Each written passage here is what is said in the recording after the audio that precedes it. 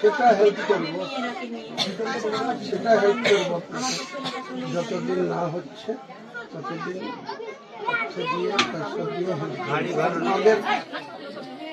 এই যে আমার বোনটাকে সাহায্য করতো, আমার জামাইদা নেই কিন্তু আমার ছোট বোন ওর মারা গেছে 1.5 বছর।